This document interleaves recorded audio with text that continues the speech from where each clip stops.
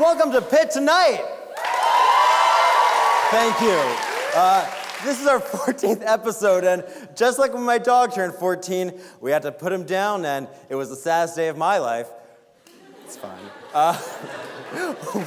Welcome to our Halloween episode. Yeah. And if that gets you excited, you are unwanted pagans. Be gone. Okay, let's take a look at Hey, Celine. Hello. I am in the middle of a monologue. I see that. Yeah. Can you keep him for like an hour more? No, Andrew, it's not my day. It's your day to have him. Please? No. Fine. Why? Why? Can I just please like an hour? No, just make him your sidekick or something, okay? I have to prep for a colonoscopy.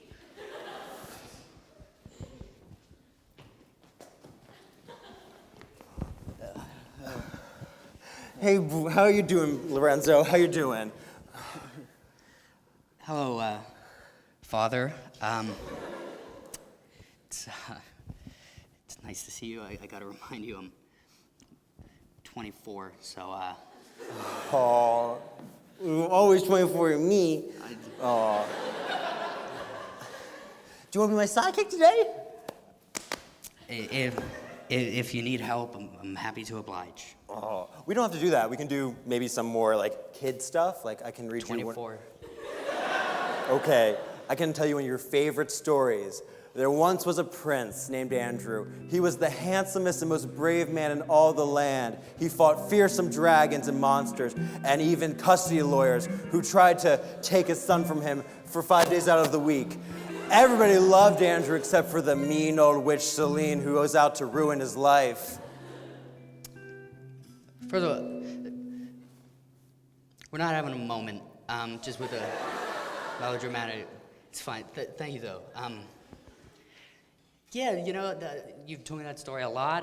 You used to tell it to me every night, and every time you had to go to court. Stenographer loved it. It was his job to write it down. He had to write it. Lorenzo, we've had some good times, you know? Like, I remember the first time you walked.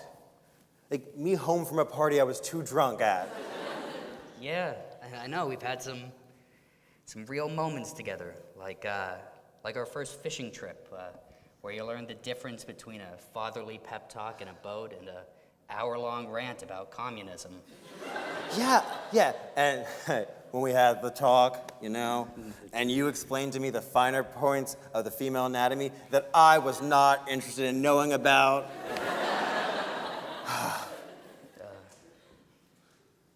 Look, I'm sorry, Lorenzo. I know I may not be a good father figure, or even an okay one. I wouldn't respect me either. Andrew, Dad,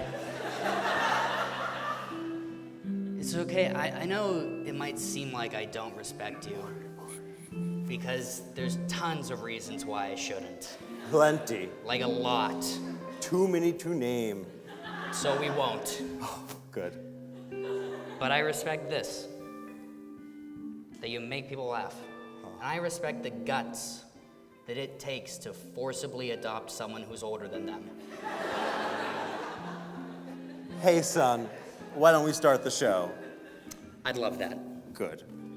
Lorenzo De Silvio, everyone. Okay. Want to take a look at the news? Let's roll. Okay. Due to potential problems with Pennsylvania's state budget, Pitt announced a mid-year tuition increase possibility. The chancellor said he'd do everything in his power to keep escalators running at 15% capacity. Scientists in Sweden say they have recreated the sensation of a ghost in a laboratory. They call the process murdering the lab tech. Remember that time that you thought our apartment was haunted, but it was just an Amazon Alexa reading an audiobook of Les Mis? No, I don't. I do remember when the ghost of Cosette haunted our apartment for 2 weeks. A new study says that the flying insect population has declined by 75% over the past 3 decades. Experts say the decline can be mainly traced to your dad clapping his hands together and saying, "Got it." No, it was you, Father. Good. No, Got it was it. you. Kisses. The makers of Thomas the Tank Engine have announced this season that the show will get female and foreign characters. They will also get paid less. Boo. Pitt Tonight does not support that decision. There's a plan for a statue to be built on the U.S. National Mall of a giant nude woman. The sculpture will be dedicated to all the guys who will go, "Hubba, hubba." Microsoft is building treehouse meeting rooms for its employees. Though some have complained about Microsoft's treehouse strict no girls allowed policy. Well, we've got a great show for you tonight. Thank you so much for being here. Give it up for the allies of the allies of the Boulevard and Lorenzo De Silvio.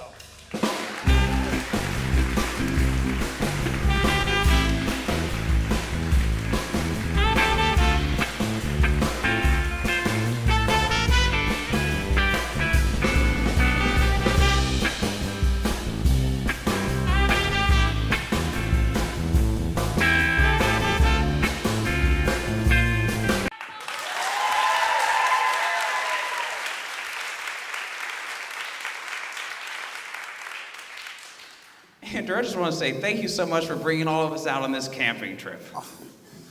Yeah, Andrew, this is really nice.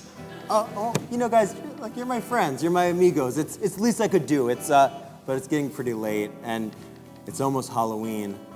What say we tell some scary stories? Oh, I'm in for that. I'll start. I'll take the lead. Maybe you've heard this one. The last man on earth sat alone in a room. Then there was a knock at the door. Oh. All right, here, guys. I have an even scarier one. In an old mansion, long ago, lived a girl with her parents and her sister. One morning, the girl awoke to find her whole family murdered. The girl looked down at her clothes and saw that she was covered in their blood.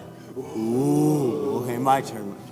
A man and a boy were walking into the woods. The boy looked to the man and said, "Geez, these woods sure are scary." The man replied, "You're telling me. I'm former President Jimmy Carter." Ooh.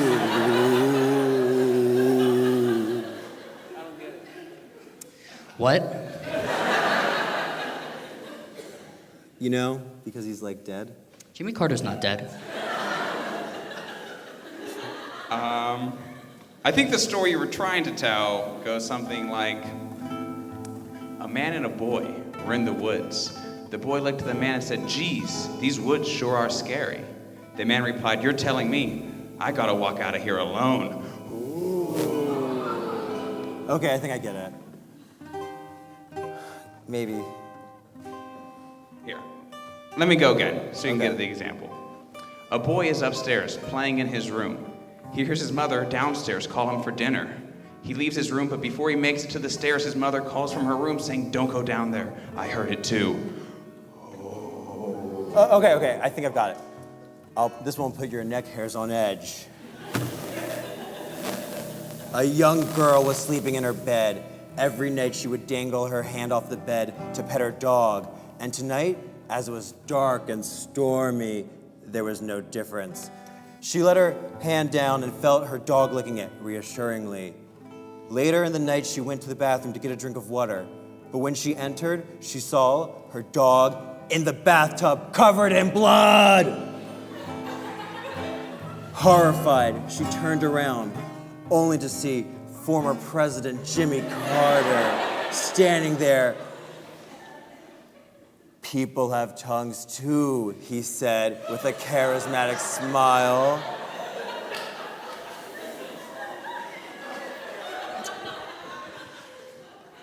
Hey, what the hell, man? Okay, What do you mean people have tongues? All right, okay. How about this? Once upon a time, a girl was babysitting for a family in the suburbs. She was putting the kids to sleep, and just when she was about to settle down for the night, she realized that she couldn't sleep with that odd statue they had. She turned to use her cell phone to call the parents. "Do you mind? if I move your lifelike statue of former President Jimmy Carter? We don't have a lifelike statue of former President Jimmy Carter. Horrified, the girl turned around to see the statue smiling at her. I won the Nobel Peace Prize in 2002 for my efforts for peaceful solutions of international conflict, he said. Ooh. Andrew? Do you have any stories with, I don't know, out Jimmy Carter? Okay. I think I may have one. There's a boy named Georgie. Georgie. Okay. And he's playing on a street. It was raining hard, and he has a brand new paper sailboat that he's running through the stream. All of a sudden, a surge of water pulls the sailboat from his hand, and then washes into a storm drain. Oh, this is from that movie, It. This is scary. No, it's not. I wrote it. It's mine. Okay. I did do it. It's mine, okay? Georgie runs to the sewer, and as he slowly approaches, he sees in the drain former President Jimmy Carter playing with the boat and a crew of peanuts. Jimmy looks up at the boy, tilting his head to the side, and says, I was the first U.S. president to be born in a hospital. Ooh!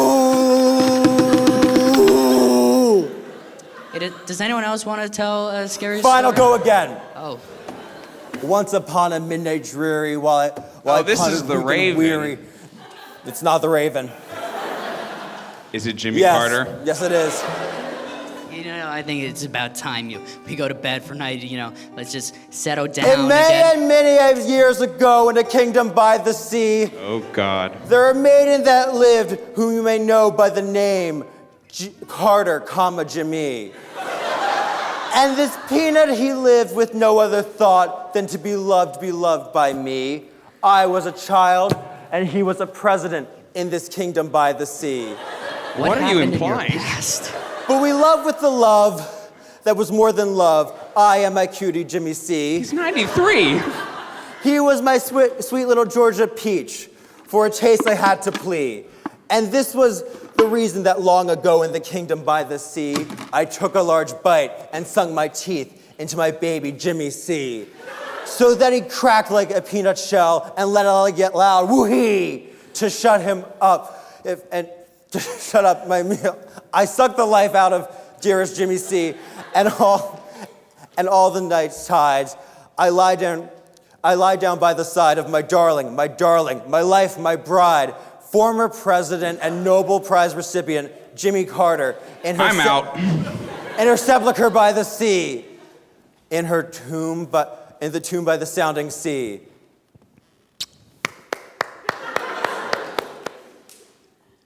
Did you replace all the words to Annabelle Lee again?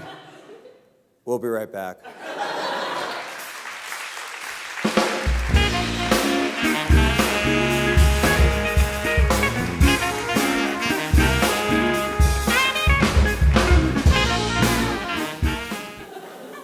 Welcome back to Pitt Tonight. Yeah. Our first guest tonight is a Pitt professor and an expert on vampires, and a recent contestant on American Ninja Warrior. Please give it up to Dr. Joel Brady.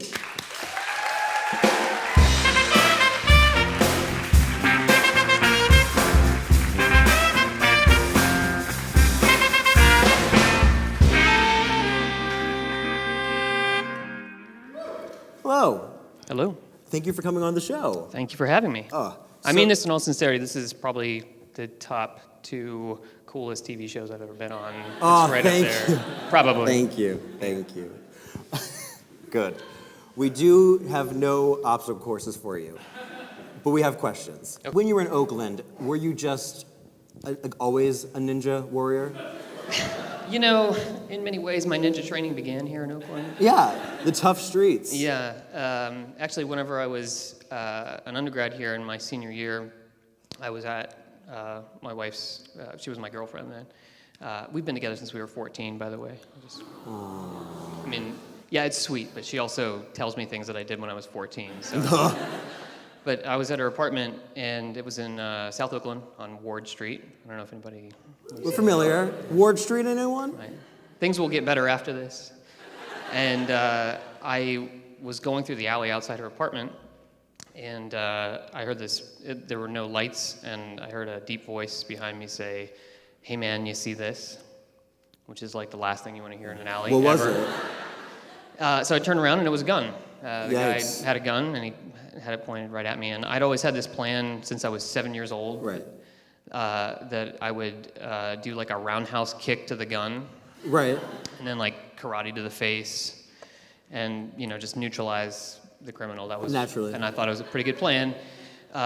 When I had an actual gun in my face, it did not go according to plan at all. What happened? Well, it's like if you actually do that, you could die. So Yeah. I decided I couldn't do that, and I froze. And he said, "Give me your money." And I thought, well, dang it, I'll have to give him my money. And I was trying to give him everything, like take my car keys, take my backpack, just my car's parked back there. He said, "I don't want any of that. Just give me your soch." And I was like, what? He said, "Your soch, man, your social security number." And I was like, "Oh, I'm sorry, I didn't understand your colloquial way of expressing that. My social security number is," and like, okay, if you're me and you get to this point, what might you do? Do you did you have to write it down for him? Like, is it like, or was he just gonna memorize it? Well, a normal person would have just Lied. made one up, but I just gave him my social security number, which I gave to him, I just gave it to him, and I saw him going, like he was memorizing it. And then he said, "All right, get out of here." And I left. I went and I filed a police report down at Campus Police over in Posvar Hall. And I called my credit cards and canceled all the cards. And then I called my wife and I said, "Be careful. I just got robbed out there. Don't go out there." And she said, "Oh, that's terrible. Wait, I heard you out there." She was like, "I thought you were talking to a neighbor. I heard you saying all these numbers." I said, "Yeah, he got away with my social security number." She said, "What does that even mean? That doesn't make any sense." And then that guy called up the credit card companies and used my social security number to reactivate my cards. Oh no. And then he bought a bunch of big screen TVs at Walmart. Yeah. So, besides giving out your social security number, you're also known for the hashtag Vampire Ninja when you were on American Ninja Warrior. How did that come about for you? So that was the Vampire Ninja hashtag was a hashtag that they assigned me. Fair. And then my show aired, and then it trended worldwide, which was cool because I had never trended before. And I did not know what trending was, actually. My niece had to tell me and create a Twitter account. I have 6 followers now. Oh, good. Has your vampire class filled up since your fame? Strange people reach out to me. How strange? They ask, what is a vampire professor? What is that even? Are you a vampire? Stuff like that. And stuff I feel like I shouldn't have to explain, but I do. And I don't know. Some people take the class and then they find out that, I have standards and, it might sound like... You're not a vampire? Well, I fail students sometimes, and that's a problem, and, That would be scary. real life is not, all ninja stuff. No, good. Good to know. Yeah. So you were the vampire professor as your nickname. What other nicknames did you have when you were in high school or in middle school? Wow, that's a curveball. This is true. I had a nickname as this was maybe 4th grade in baseball, the Pelican. A fierce bird. Yes, indeed. How did you earn that nickname? What did you do? There was a pool party. There was a pool Yeah. party at the coach's house, and we had to dive for I don't know what. And I guess I was going around the. Can I get up? Is this a? Yeah, get up. I was going around the pool. I guess it was like this, like this around the pool to what I was going to dive into. And my coach, thought it was ridiculous and called me the Pelican ever since. Fair. I see him occasionally. He still calls me that. I thought it would have been like a bully who said that. It was an authority figure. Yeah. Well, Yeah. I get called other things, with the tweeting thing, people say whatever they want to say. and someone said something like, hey, I'm rooting for you, you and your magnificent beard, I love you, hashtag Jinja Ninja. Oh, okay. Which, Well, we're going to be back with the Pelican in a little bit to play a game, but thank you so much for being with us here right now. Happy to be here. Yeah, thank you. Okay, we're going to take a quick break. Thank you.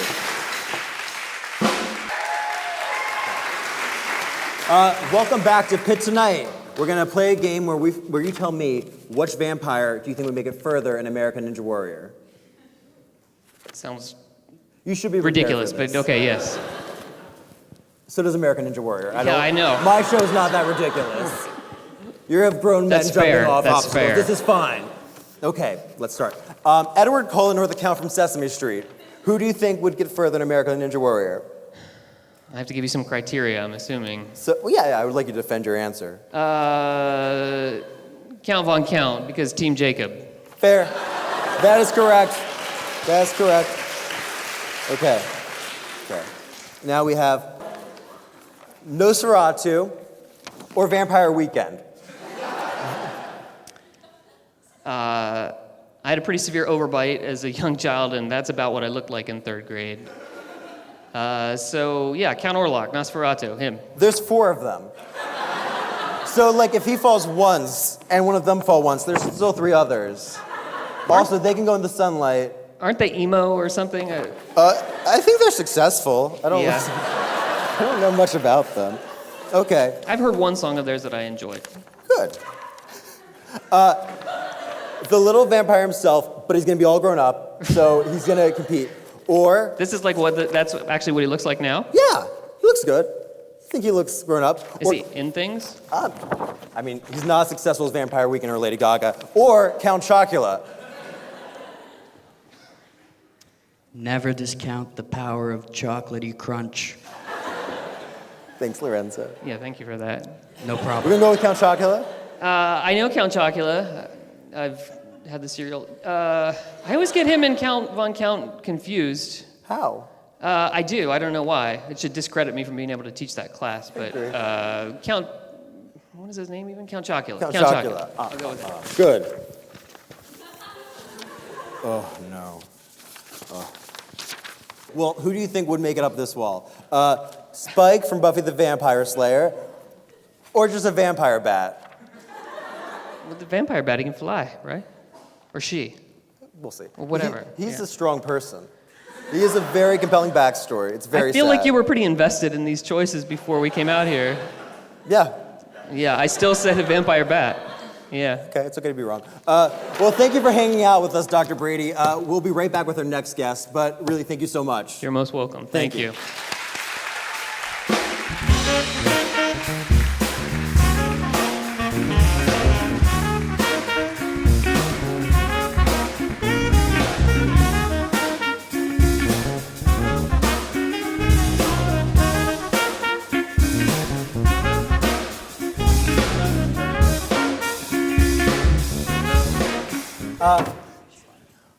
Welcome back to Pitt Tonight. Our next guests are guitarist from Pitt Tonight, Ryan Salisbury, and director of undergraduate studies of music, Roger Zahab. Give a warm welcome to them.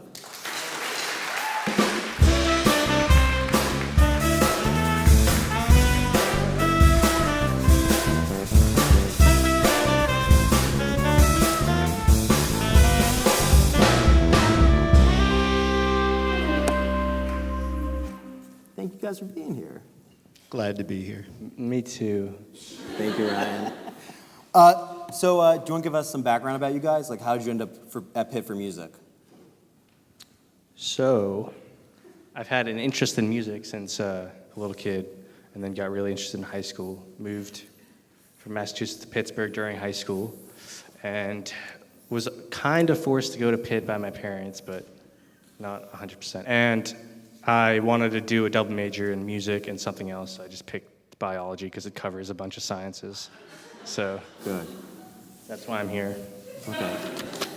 And I, a long, long time ago, was asked to fill in for a faculty member who left suddenly and the term was about to start. So I was asked to teach 2 violin students and conduct an orchestra, which at that time was a community orchestra. And I think that I did too good a job, because that was in 1993, and I've been here ever since. So it was just a 1-year replacement. They were going to get rid of the orchestra, and my friend said, well, unfortunately, you've done too good a job, so we have to keep you, which was good for me. I'm very lucky. Well, Roger, you've been here for like a minute or two. What's it like to interact with all of these students? Like, what's your connection with them in the music department? Well, I'm fascinated by the range of double majors and interests that they have outside of music and how that connects with music. So, and when I conduct my orchestra, who are mostly bio engineers, neuroscience majors, computer science majors, and this is not an insult to professional musicians, but I have to tell them, I have to admit that this is probably the smartest orchestra that I've ever had a chance to conduct. So, and I feel that if something happens to me, those pre-med students will know what to do. That's good. It is very good, yeah. What do you want people to know about the music department at Pitt? Like, is there any events that you think people should be aware of? And Well, it's a very small department that has a very wide reach in the university and community beyond. Most of our music majors, as I said, are double majors. I actually have had a few triple and quadruple majors. I don't really know when they slept. But the exciting thing about the music department is because not only the students but the faculty are interested in so many different things, we have connections throughout the university, and the orchestra is going to be the pit band for the musical Parade by Jason Robert Brown, and that's, I think the preview is November 9th, and the last performance is November 19th. That'll be at the Charity Randall Theater, and it's going to be an amazing production. This is the first time the full orchestration is being done in a production. So I have to figure out who's going to play what. But it's going to be great. So please come and see us. And then the orchestra will play December 6th in this room here. well, thank you guys so much for being here, really. Don't forget to go see Roger conduct the orchestra for Parade. We'll be right back with our musical performance. Thank you.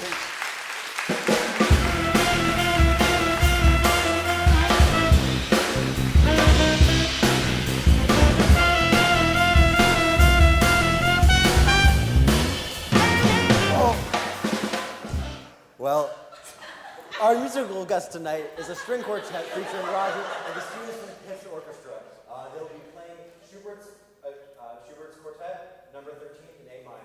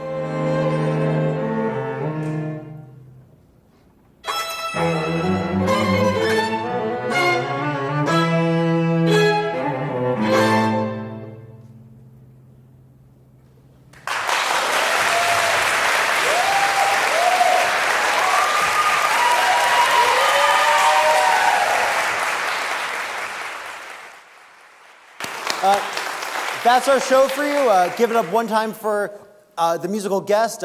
Thank you to our other guests, Dr. Brady and Ryan Salisbury and Roger Zahab, and our producer, Annabelle Hanflick. Really, thank you. It's not happening without her. And have a great night. Thank you. You were amazing, all of you. That was me reading the teleprompter saying you were amazing. But no, really, thank you guys. Thank you for being here.